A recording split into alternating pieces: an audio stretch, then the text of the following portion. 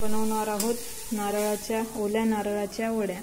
त्यासाठी आपण 3 ओले नारळ खिसून घेतलेले आहेत। ते आता तुपामध्ये चांगले लालसर होईपर्यंत भाजून घ्यायचे। आपलं खीस भाजून तयार आहे। त्यात आपल्याला जवळपास 1 लिटरच्या जवळ किंवा थोडंसं कमी दूध टाकून तो खीस दुधात चांगला शिजवून घ्यायचे।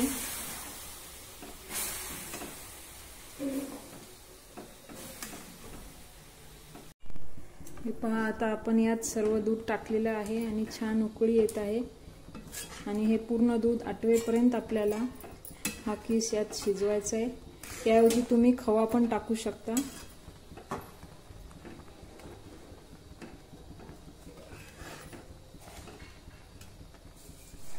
आता आपलं हे खीस चांगलं दुधात शिजून तयार आहे। आपण 3 ओले नारळ घेतले होते, त्यामुळे आपल्याला 3 वाटी साखर टाकून परत घट्ट शिजवून घ्यायचे। त्यानंतर त्यात थोडेसे किसमिस, काजू, बदाम, वेलची पूड टाकून सगळं एकत्र चांगलं मिक्स करून घ्यायचे।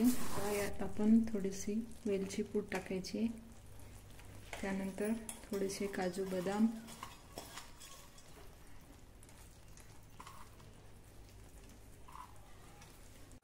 तूप लावून व्यवस्थित थापून घ्यायचे वड्या।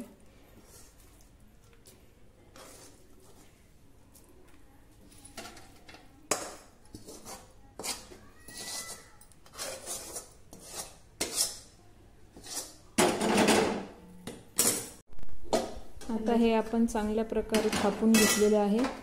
थोडंसं गार झाल्यानंतर याचे काप करून आपल्या वड्या तयार होतील।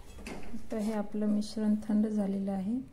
आता त्याच्या अशा वड्या पाडून घ्यायच्या। ह्या आपल्या ओल्या नारळाच्या छानशा वड्या बनून तयार आहेत।